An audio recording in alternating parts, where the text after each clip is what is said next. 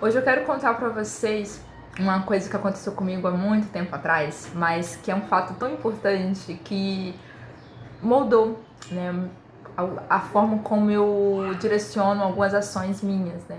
E surgiu de uma forma muito natural, muito espontânea mesmo. Eu não lembro que essa coisa surge de forma muito natural e que apenas foi uma necessidade tão grande que brotou dentro de mim. E eu estava na terceira ou quarta série do ensino básico. Eu estudava em um grupo escolar, numa cidade pequena ali no sul da Bahia. E grupo escolar era assim, era um prédio diferente do ginásio, né, que tem muitas turmas, então o prédio é sempre maior e tal. O grupo escolar não, são os anos iniciais, então, por exemplo, onde eu estudei tinham 4 salas de aula, além da sala da diretoria, do refeitório, enfim. E tem um detalhe muito importante que vocês têm que ter em mente, porque todos os funcionários ali, a maioria deles, eram evangélicos.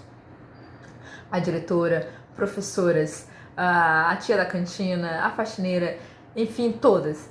Inclusive os alunos, a maioria eram de evangélicos, de denominações religiosas como Assembleia, Batista, CCB. Tinham católicos sim, mas a minha turma era a turma dos evangélicos, né? Eu era evangélica também, cresci em um lar evangélico, então, assim, frequentava as igrejas, cultos. Então, meu mundo era o mundo do evangélico, né? Total. Então, eu andava com essas meninas que eram de outras denominações, na verdade. Elas eram dessas igrejas que eu falei primeiro, pra vocês. E aí tinha uma outra aluna, que não era da minha turma, assim, de aula, mas era ali do grupo escolar.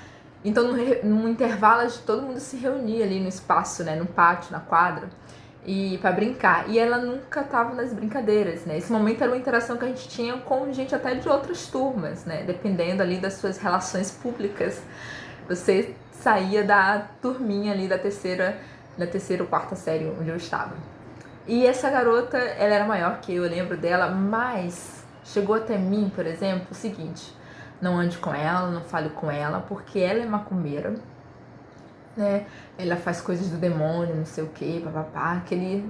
Então todo mundo isolava essa garota, né? Ela, não vou dizer que ela vivia isolada, porque ela andava com umas meninas, assim, mas no geral, assim, pra aquele ambiente escolar, sim, ela era isolada, né? E você tem esse acontecimento que é alguém chega na sua turma, no coletivo, naquele grupinho ali que a gente andava, e sem a mínimo conhecimento, por exemplo, eu não tinha o mínimo conhecimento, eu nem falava com a garota, mas aquilo, como aquele comentário parte, né, de uma pessoa de confiança, que é do grupo de amizade e tal, passa a ser a verdade.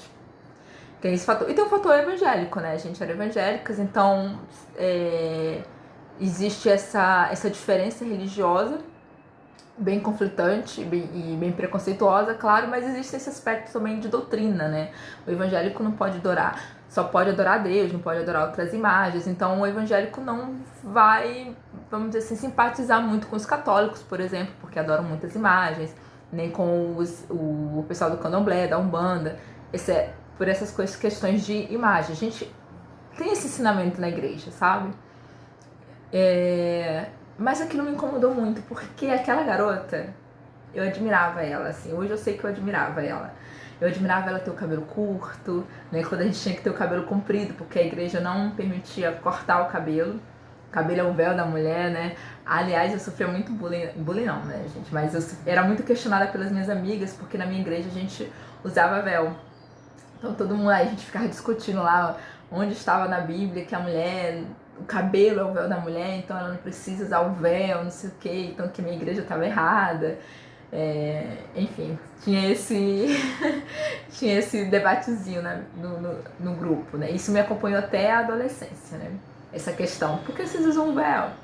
E tal. Mas voltando lá pra garota, ela era muito bonita, tinha uma pele morena assim, cor de jambo, ela sempre usava um saião branco, sabe? Eu achava aquilo fantástico, fantástico demais, né? E ela, cara, eu lembro dela assim como uma coisa muito boa, sabe aquela energia boa?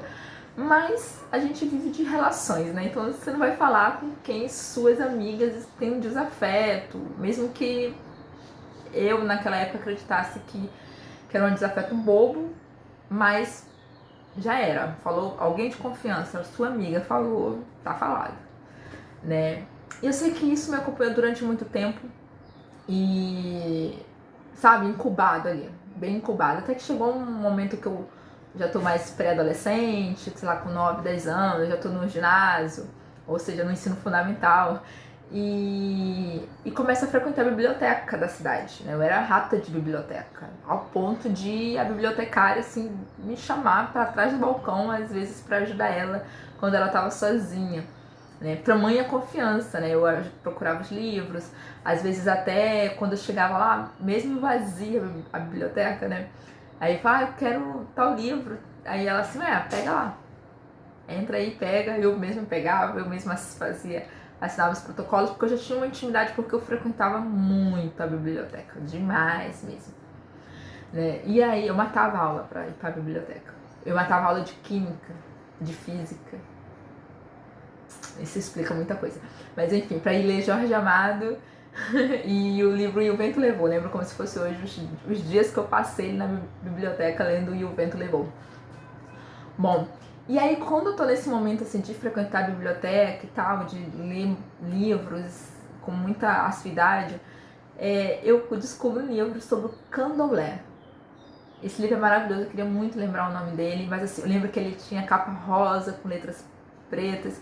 Esse livro explicava tudo, desde a história do candomblé, de como ele nasce no Brasil, de como ele nasce das pessoas escravizadas que vão se reunir, né, juntar seus símbolos religiosos, enfim, toda a formação do candomblé, até os ritos, né, as obrigações, quem são os orixás, quais as funções dele, quais são as cores, quais são os dias da semana, a importância do búzios para o rito também, o que é o Ogã, o que é a Mãe de Santo, o que é o, sabe, o Babalorixá, as sacerdotisas que como é que elas têm que estar na cozinha, né? Por exemplo, não pode estar menstruada, então, enfim, esses detalhes, assim. Eu fiquei assim encantada, encantadíssima, muito mesmo.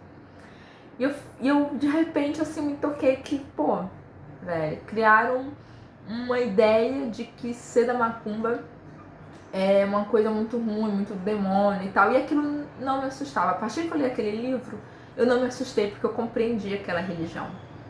Eu compreendi o que acontecia, o que não tinha nada a ver com matar animal, sabe?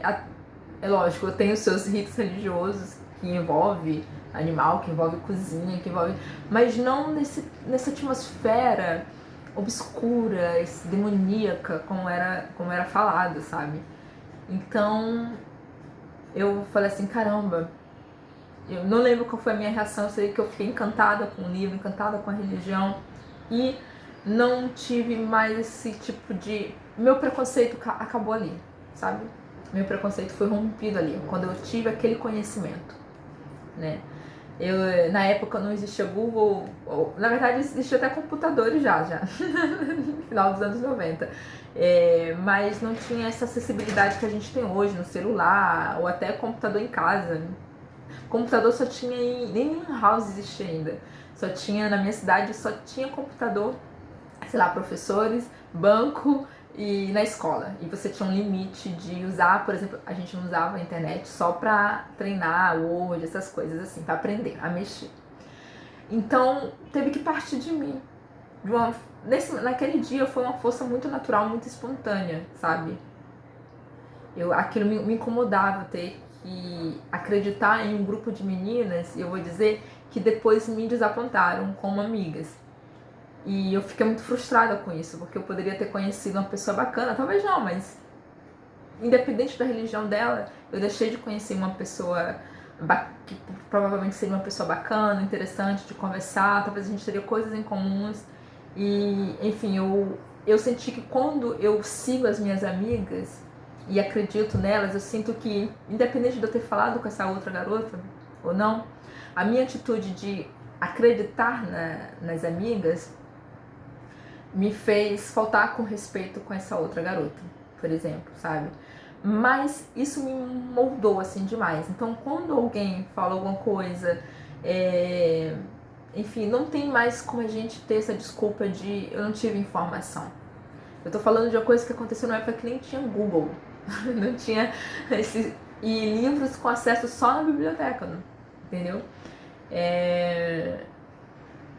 Não tem mais como dar desculpa de eu não ter informação, porque a informação tá na mão aqui, no celular. Não tem mais desculpas como, sabe, eu não sou racista porque eu não tenho informação, porque a gente pode pegar, ler, tem teses, dissertações, TCC, falando sobre racismo, falando sobre os vários aspectos do racismo contra pessoas negras, né? Racismo desde da cultura, a coisa física, né? Da aparência, do cabelo, do nariz, enfim.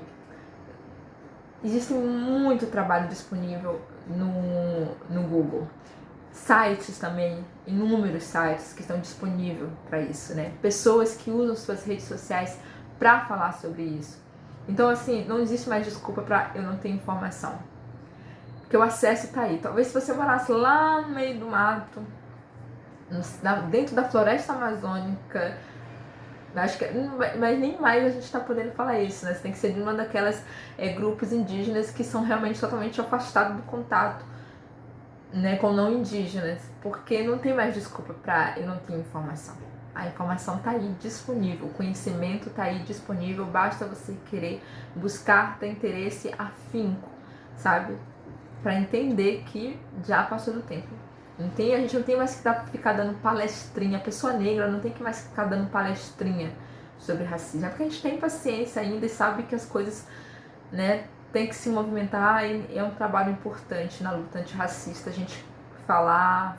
Pode falar que é mimimi, mas a gente precisa estar falando e gastando saliva para dizer que já basta de pessoas racistas.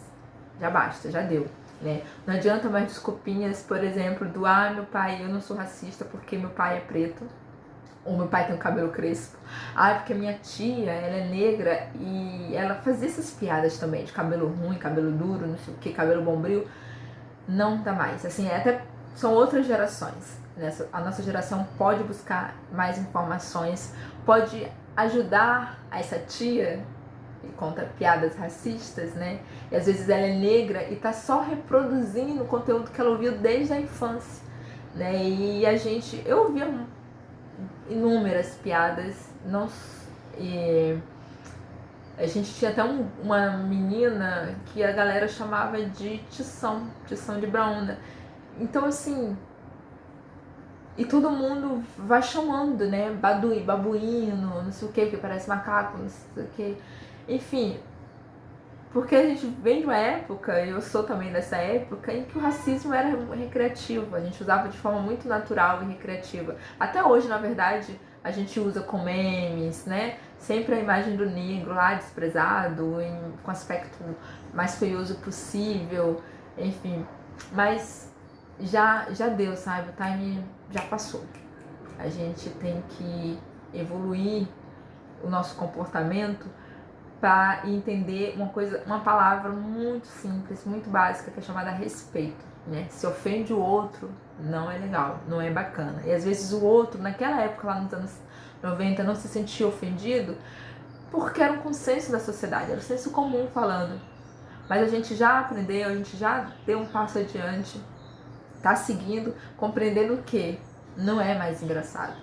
Não é, a gente já descobriu a motivação dessas piadas, a gente já descobriu o real motivo das pessoas terem imagens negativas sobre o candomblé, né? A gente já sabe por quê. Então a gente não pode mais estar usando essas coisas de forma pejorativa, negativa, porque é racismo, tá bom?